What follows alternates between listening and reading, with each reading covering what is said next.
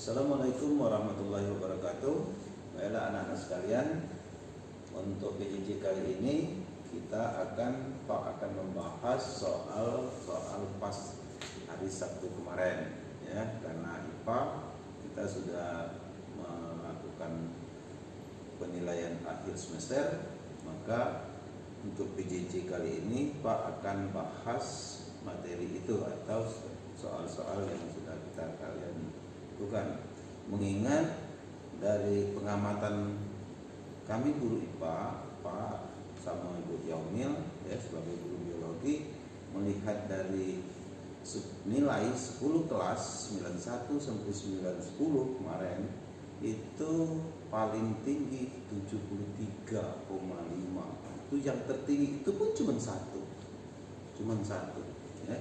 Selainnya yang banyak bahkan ada nilai di bawah 20, 14, bahkan ada satu kelas saya lihat itu di 9 berapa, tidak usah Pak sebutkan, itu cuma dapat 5. Bayangkan dari 30 soal nilai cuma dapat 5. Nah ini berarti kalian harus memperhatikan pembahasan berikut ini. Oke anak-anak sekalian, ya, karena di e-learning itu soal itu diacak, karena Pak nggak tahu ini soal nomor berapa, mungkin bagi si A soal nomor 1, mungkin bagi B soalnya nomor 2, maka kita urutkan ini. Untuk soal ini kalau tidak jelas Anda bisa di e-learning Anda sendiri, ya. Oke. Nah sekarang kita bahas soal pertama ini, ya. Untuk fisikanya Pak bahas. Perhatikan gambar atom suatu unsur di atas dan pernyataan di bawah ini yang benar, ya. Nah, Anda lihat, kita lihat di situ, sini ada Li, ya. Ini ada Li, ya. Li itu unsur litium. Unsur litium ini ada, ya, ini ada Li. Jadi unsur litium ini ada angka 3, angka 7. Pak udah jelaskan waktu PJJ Fasilitatif statis, ya, saya tidak tahu berapa itu angka-angka ini. Jadi Li ini adalah simbol unsur, simbol atom. Dalam hal ini Li itu litium, ya. Lalu di sini ada angka 3 di bawah, ada angka 7 di atas. Di bawah ini menunjukkan nomor atom. Nomor atom. Jadi nomor atomnya 3. Nah, nomor atom ini menyatakan apa? Nomor atom itu menyatakan jumlah proton atau jumlah elektron, ya. Sedangkan angka 7 di atas, wesen di atas itu baik kiri maupun kanan sama, itu menyatakan nomor massa, ya, nomor massa atom. Nomor massa atom ini menyatakan jumlah inti atom. Inti atom itu kan tersusun oleh 2 partikel, yaitu proton dan neutron, ya, proton dan neutron. Jadi 7 ini adalah jumlah dari proton dan neutron. Sekarang kita lihat soalnya. Pernyataan di bawah ini ada 1, jumlah protonnya 3. Mana? 3. Proton itu bisa kita lihat dari nomor atom. Nomor atomnya berapa? 3, berarti oke. Ini, ya. Lalu jumlah elektronnya 4. Elektron itu bisa dilihat dari mana? Dari nomor atom. Nomor atomnya 3, berarti ini salah, ya. Lalu jumlah neutronnya 4. Jumlah neutron, Anda perhatikan jumlah neutron tadi dilihat dari nomor massa. Jadi 7 itu sama dengan P ditambah N. Lihat ini. Kalau 7 itu sama dengan P tadi sudah ada 3, berarti tambah N, maka N nya sama dengan 4. Berarti ini juga benar. Juga benar. Lalu nomor atomnya sama dengan 7. Nomor atom sama dengan 7. Nomor 7 tadi nomor apa? Nomor massa. Salah. Lalu nomor massa sama dengan 7. Nah berarti kita bisa memilih yang benar adalah 1, 3, dan 5. Jadi kuncinya ini, ya, paham? Oke. Lanjut soal nomor 2. Soal nomor 2. Ya, ini soal kompleks, ya. Anak-anak harus perhatikan bahwa soal itu kemarin kan ada yang kompleks, ada dengan ganda biasa, ada menjodohkan. Nah, ini sebenarnya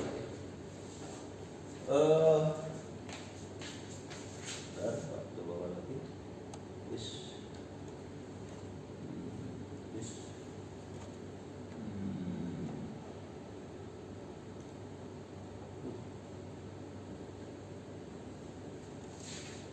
Setiap benda mati dan makhluk hidup, nah itu ya jelas, oke.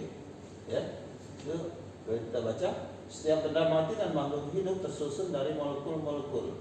Molekul adalah gabungan dari dua atom atau lebih, baik sejenis maupun tidak sejenis, yang terbentuk melalui proses kimia. Oke. Suatu atom untuk mencapai keadaan stabil apabila kulit atom terluarnya berisi 2 elektron atau 8 elektron. Ya. Jadi untuk atom yang stabil itu di kulit terluarnya jumlah elektronnya 2 atau 8. Kalau tidak seperti itu berarti tidak stabil. Sehingga atom-atom yang tidak stabil akan membentuk satu ikatan untuk mencapai atom yang stabil dengan cara melepas atau menerima elektron pada kulit terluarnya, atau dengan cara pemakaian bersama elektron pada kulit terluarnya. Dari teks tersebut, syarat ikatan yang terbentuk oleh gas nitrogen, dalam hal ini nitrogen ya, N2 ini nitrogen, berarti adalah, kita lihat ya, jumlah elektron atom nitrogen 7 dengan jumlah elektron kulit terluarnya 5. Nah ini jumlah elektronnya 7 karena kita lihat dari N itu 7, 14 ya. Kalau Anda perhatikan di susunan periodik, N itu adalah 7, 14. Jadi nomor atomnya 7, maka elektronnya pasti 7. Oke. Sekarang kulit terluarnya. Nah, kalau elektronnya 7, dikonfigurasi elektron, gambar sebuah atom itu ada inti, ya. Lalu dia ada kulit yang pertama itu harus ditempati hanya 2 elektron. Kalau ini kulit pertama berarti kita letakkan 2 elektron, ada 2. Selanjutnya di kulit berikutnya sisa. Kalau tadi ada 2 sudah termasuk di sini kulit pertama, lalu di kulit kedua berapa sisanya? Berarti 7 kurang 2, 5. Maka di sini ada 5 elektron. Nah, 3, 4, 5. Nah, jadi di kulit terluarnya ini berarti pernyataannya juga benar, ya. Jumlah elektron nitrogen itu 7 dengan jumlah elektron kulit terluarnya 5, 1, 2, 3, 4, 5. Oke, A-nya benar berarti. Sekarang atom nitrogen akan berikatan dengan atom yang lain dengan cara penggunaan bersama pasangan elektron, ya. Nah, kalau ini 5, jadi penggunaan bersama itu ikatan bersama kovalen, ya, itu syaratnya itu apabila dia kurang kulit terluarnya ini lebih dari 4, ya, dia cenderung untuk pemakaian bersama dengan atom yang lain. Ya, ini kekurangan stabilnya berapa tadi? 2 atau 8 kulit terluarnya. Nah, sekarang ini berapa? Dari 5 di atas 4. Maka atom ini cenderung pemakaian bersama pada atom yang lain. Ya, kekurangnya kan 2 nih. Ya, 3 untuk supaya 8 ya. Jadi dia cenderung 3 pakai yang lain. Jadi ini B juga pernyataan yang benar. Lalu C-nya ikatan yang terbentuk pada nitrogen disebut ikatan ion, bukan. Ikatan ion itu kalau dia melepas elektron atau menerima elektron, itu baru ion, ionisasi namanya. Tapi kalau pemakaian bersama itu namanya kovalen, ya, kovalen. Lalu berarti ini salah. Lalu ikatan yang terbentuk pada gas nitrogen disebut ikatan kovalen. Oke, ini. Jadi yang benar di sini adalah A, B, dan D. Nah, ini soal aslinya. Tetapi pada anak kemarin Pak lihat di e-learning di pas kita karena pilihan di e-learning itu hanya dua, maka Ibu Yamil membuatnya yang B ini salah, disalahkan. Ada yang dirubahnya nih, sehingga jawaban yang benar kemarin A dan D, ya, A dan D. Jadi kalau Anda menjawab A dan D, itu benar. Semestinya kalau ini asli soalnya yang Pak buat, ya, tapi karena mengingat di elemen itu input pilihannya hanya 2, maka Ibu Yamil kemarin membuatnya A dan D saja, yang B-nya disalahkan, ada poin yang disalahkan, ya, tidak masalah. Oke. Sekarang nomor 3. Nih, nomor 3. Ya. Berikut yang bukan gejala listrik statis. Yang bukan gejala listrik statis adalah A, setelah A di sini, ya. A, balon menempel di dinding setelah digosok ke rambut, ya. Jadi sering kita gosok-gosok dan dia bisa menempel. Lalu B, bulu badan tertarik oleh pakaian yang baru saja disetrika. Itu digosok panas kita kan memang adalah sering tertarik, ya. Nah, ini berarti ini juga gejala. Lalu kedua telapak tangan terasa panas setelah kita gosok-gosok. Nah, kalau kita gosok-gosok ini kan panas, ya. Nah, panasnya kegosokan ini terasa panas ini bukan gejala listrik statis, ya, tapi ini adalah proses gerakan atau energi kalor, energi sudah bicara, bukan listrik lagi, ya, bukan gejala listrik statis, ini sudah energi. Nah, maka yang salah berarti memang C, ya. Sementara D, ujung sisi rambut menarik kata setelah digunakan untuk bersisir. Nah, sering kita sisir. Lalu karena ini berarti plastik bergosokan dengan rambut kering, sama saja dengan plastik kita gosok dengan wol, ya, dengan sutra, ya, maka dia akan tarik. Oke. Jadi ini jawabannya adalah C. Oke, next.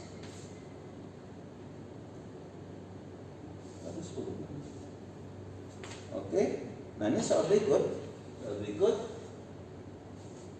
Banyak cara orang membuat benda menjadi bermuatan listrik statis, diantaranya adalah dengan cara menggosokkan benda terhadap benda tertentu, atau secara induksi dan elektromagnetik. Jadi ada 3 cara buat buat listrik statis itu: menggosok, induksi, dan elektromagnetik, ya.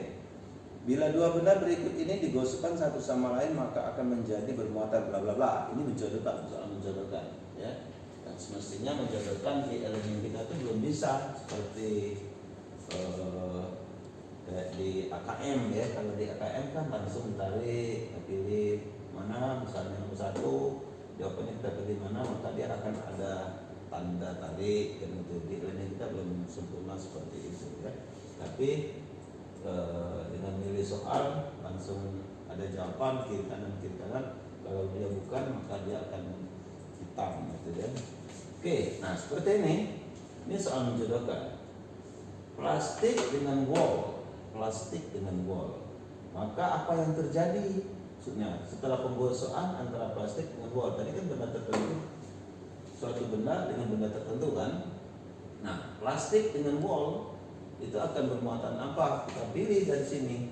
Apakah dia positif? Ternyata ini warnanya enggak kasih warnanya. Oke. Jadi kalau plastik dengan wol itu akan bermuatan apa? Plastik negatif, ya. Jadi dia akan bermuatan negatif. Nah, kalau dia negatif itu mendapat elektron atau mengurangi elektron? Dapat kan? Berarti kita pilih, maka dia akan bermuatan negatif karena apa? Karena menerima elektron. Jadi kalau Pak pasangkan, oke, udah. Kalau Pak pasangkan, enggak, mantap lagi. Jadi kalau ini Pak anggap satu, jadi pilihannya adalah ini. Maka dia akan bermuatan negatif, satu. Jadi pasangnya ke sini. Nah, itu Lalu yang berikutnya katanya ebonit dengan rambut kering. Ebonit itu agak sejenis dengan plastik ya. Hanya bedanya ebonit itu elastis loh. Seperti fiber, dia sebenarnya kalau tidak terlalu maka dia agak sulit untuk pecah, beda dengan plastik. Nah, ebonit berarti juga bermuatan negatif.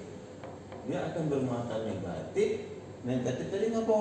Negatif itu karena dia menerima, ya. Kalau dia melepas berarti positif. Nah, berarti kita pilih lagi. Maka ini kalau Pak katakan ini 2, maka dia negatif karena melepas, negatif karena menerima. Nah, berarti kita ambil yang ini salah satunya. Ini 2. Nah, ini pasangannya. Ya. Lalu yang ketiga ini ada kaca dengan sutra. Kaca dengan sutra. Nah, kalau kaca justru kebalikan dari plastik, dia akan bermuatan positif. Ya. Nah, kalau positif berarti apa? Melepas atau menerima? Mengurangi, berarti melepas. Maka dia akan bermuatan positif. Kita pilih positif karena melepas, positif karena menerima.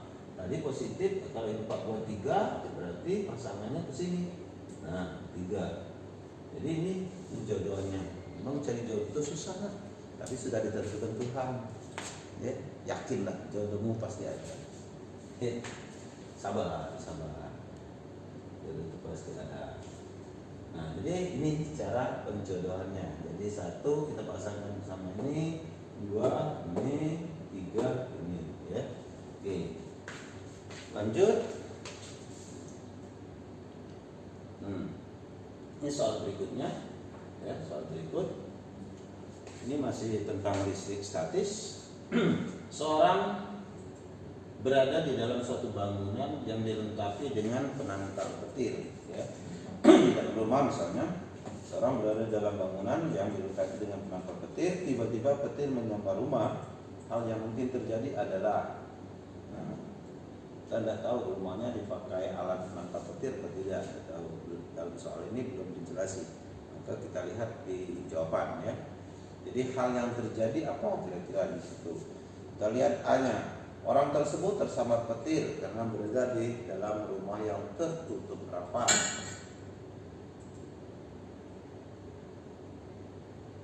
Ini dilengkapi dengan penangkal petir. Oh ya udah, berarti di rumah itu sudah ada alat, ya, sudah ada alat penangkal petirnya. Jadi kalau dipasang di rumah itu alat penangkal petir, maka hubungkan dengan jawaban A. Orang tersebut tersambar petir karena berada di dalam rumah yang tertutup rapat. Aman enggak? Atau mati gelap? Ya, kita lihat mungkin di rumahmu, orang tuamu mungkin ada alat penangkal petir, maka itu salah berarti, ya. Kalau orang tersebut tersambar petir karena tekanan listrik petir sangat tinggi, benar. Tetapi karena di rumahnya ada dilengkapi dengan alat, ya, maka jawabannya juga salah. Coba lihat, orang tersebut tidak tersambar petir karena muatan listrik petir dinetralkan oleh tanah melalui penangkal petir. Nah, inilah jawaban yang benar, ya. Jadi fungsi alat penangkal petir di situ untuk menetralkan muatan listrik yang ada di atas rumah itu, ya. Tapi Pak jelasin sekilas dulu. Jadi kalau ada awan-awan di atas rumah, ya, ini rumah, wah, rumah bagus nih, rumah entah 10 tingkat terserah, ya. Jadi kalau dipasang alat penangkal petir, biasanya ini terbuat dari bahan konduktor yang baik, di mana di ujungnya bagian atas itu dibikin lancip. Mengapa dibikin selancip-lancipnya? Itu karena tempat yang paling lancip itu adalah tempat banyak mengumpulnya elektron, ya, makanya dibikin seperti itu. Nah, jadi kalau ada muat ini biasanya langsung dihubungkan dengan konduktor sampai dikebumikan, dimatikan, bukan dikebumikan, mati maksudnya, dihubungkan ke bumi langsung dengan alat konduktor ini, ya, kawan. Nah, ketika di sini ada muatan positif yang besar, banyak, maka elektron dari bumi ini akan menetralkannya, sehingga ini jadi netral, sehingga tidak menyambar rumah ini. Ya, kalaupun ini muatannya negatif banyak, maka ini akan masuk ke alat penangkap petir, langsung diteruskan ke bumi, ya, sehingga aman. Nah, jadi Pak berdoa semoga kamu nanti bikin rumah 10 tingkat misalnya. Tapi jangan lupa, karena pernah belajar kalau rumah tinggi itu harus dipasang dengan alat penangkap petir supaya aman. Oke, paham? Yuk. Ada berapa soal kita? Ya. Nah, lalu berikut itu lagi, benar netral nanti IPA-nya itu fisikanya kalau nggak salah kemarin ada 15 soal ya, 15 soal. Jadi 15 soal fisika, 15 soal biologi, 30 soal kemarin. Ini dalam pertemuan kali ini mungkin Pak Baspau dulu. Mungkin pertemuan berikutnya nanti kita teruskan ya. Jadi yang soal ini, benda netral didekatkan dengan benda bermuatan positif seperti gambar berikut. Lupa gambarnya. Gambarnya lebih kurang seperti ini. Ini di kelas berapa Pak masuk? Pernah 96 ya, 96 sebelum kita pas, kalau salah 96 ya. Gambarnya lebih kurang begini. Tuh lupa pas itu kan. Di sini ada titik P, ada titik Q ya, ini gambarnya. Kalau pada lupa. Jadi benda netral didekatkan dengan benda bermuatan positif. Ini benda bermuatan positifnya, ya. Kemudian muatan listrik yang terjadi di ujung-ujung benda adalah, maksudnya di ujung P dan di ujung Q. Ya, jadi kalau benda yang netral kita dekatkan dengan benda yang bermuatan, sudah tahu positif atau negatif ya, maka pada benda itu, pada benda netral tadi akan terjadi pemisahan muatan, di mana yang sama akan menjauh, yang tak sama dia akan mendekat ya. Jadi kalau didekatkan dengan positif, berarti di titik Q ini akan muatan yang sama atau berbeda. Yang berbeda. Maka di sini berarti negatif muncul di P. Sementara positif yang sama itu akan menjauh, berarti di Q. Nah, di Q ya. Maka jawaban yang benar adalah P dan Q bermuatan positif, salah. P dan Q bermuatan negatif, salah. P bermuatan negatif dan Q bermuatan positif. Nah, ini yang benar. Di C ya. Ini yang benar. Paham? Jadi ini adalah peristiwa induksi. Induksi itu adalah pemisahan muatan. Nah, pemisahan muatan ini yang sama itu akan menjauh, yang berlawanan akan mendekat. Oke.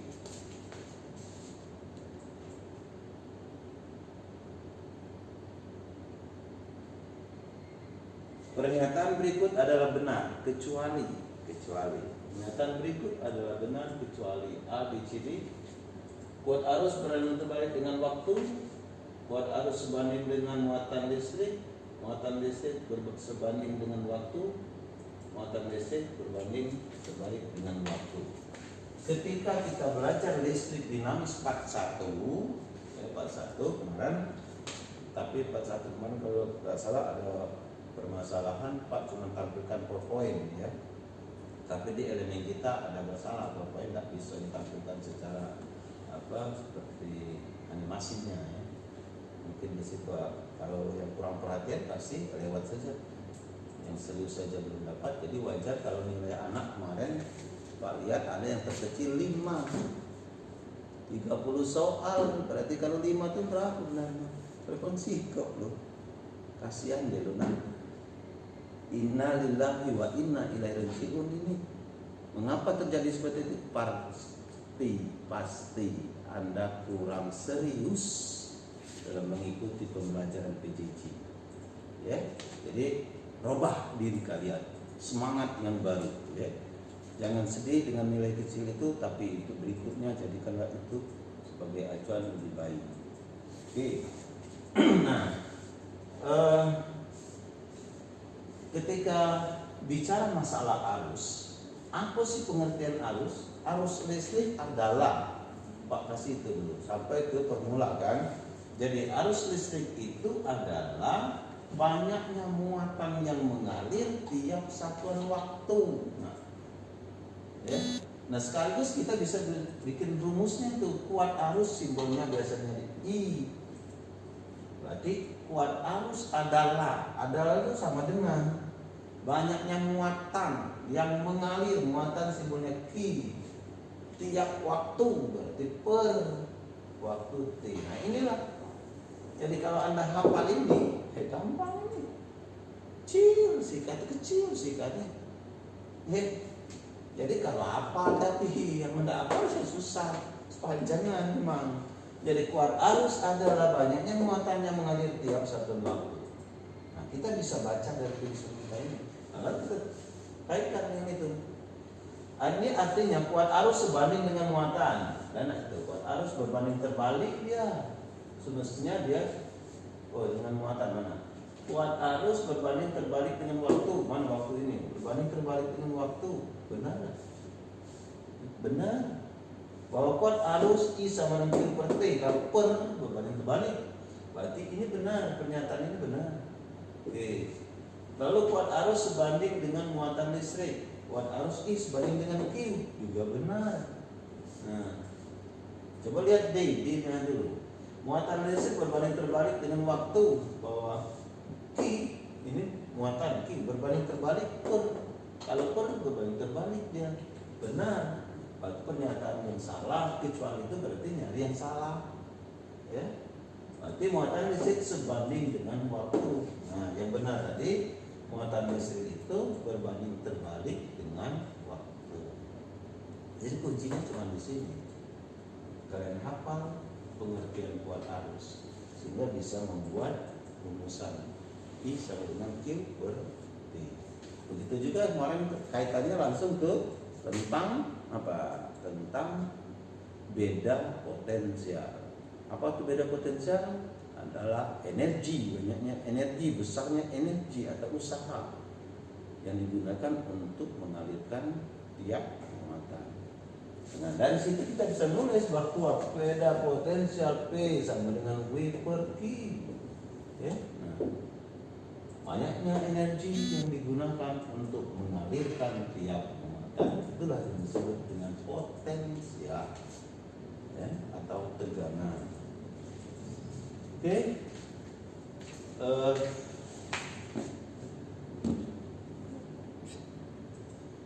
Satu saja lagi, terakhir, ini soal terakhir, ya. Berikutnya nanti di pertemuan berikut, ya. Ini soal terakhir supaya Anda jelas. Pak ini Pak yakin banyak yang benar. Kali barang yang dapat 5 tadi mungkin inilah cuma yang benar kali, ya. Perhatikan gambar, ya, gambar ini. Nah, ada baterai sumber listrik, kemudian mengalir arus dari positif, ya, mengalir. Lalu kalau cabang ini S, ada 2 S, S1, S2, bukan S yang diminum itu nak, bukan batu S ini. S di sini adalah saklar. Tiap hari kamu tuh main letak-letak saklar, mati lampu, hidup lampu tiap hari, ya. Tapi begitu teori, blank. Tiap hari megang saklar. Nah, saklarnya apa fungsinya? Saklar ini untuk menyambung atau memutuskan rangkaian listrik. Kalau dia tersambung, arus mengalir. Kalau tidak tersambung, terputus, arus tidak mengalir. Nah, sekarang dalam pertanyaan kita, bila S1 dibuka, nah ini buka berarti satunya. Kalau dibuka ngalir tidak? Tidak. Nah, kalau tidak, nyala tidak lampunya? Bohong. Gampang kan? Nah, S2 ditutup. S2 ditutup, maka lampu yang menyala dan mati. Nah, yang nyala mana? Yang mati mana? Nah, sekarang yang mati, kalau S1 ditutup, dibuka, berarti lampu 1, lampu 2 nyala enggak? Mati. Berarti yang mati adalah L1 dan L2. Itu mati. Kenapa? Karena S-nya tadi dibuka, satunya dibuka. Sekarang S2-nya ditutup. Kalau S2-nya ditutup, ya lihat kan. Nah, maka dia nyambung. Kalau nyambung pasti ini dialiri arus. Kalau dialiri arus pasti nyala.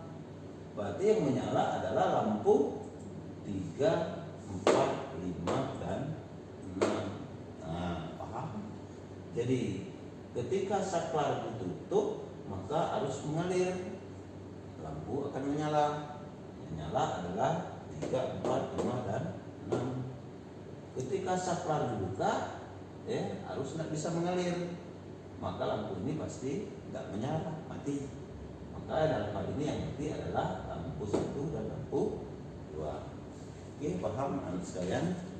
Nah, dengan penjelasan ini, walaupun nilai Anda kita sudah melakukan pas, tapi dengan penjelasan ini Pak harap Anda akan bertambah pengetahuannya. Ya. Jangan menganggap selama ini fisika itu sulit, mudah, gampang, asal serius. Oke, itu saja barangkali pertemuan kali ini. Pak akhiri, nanti kita akan teruskan di berikutnya, minggu depan lagi mungkin ya. Pak akhiri dulu. Wassalamualaikum warahmatullahi wabarakatuh.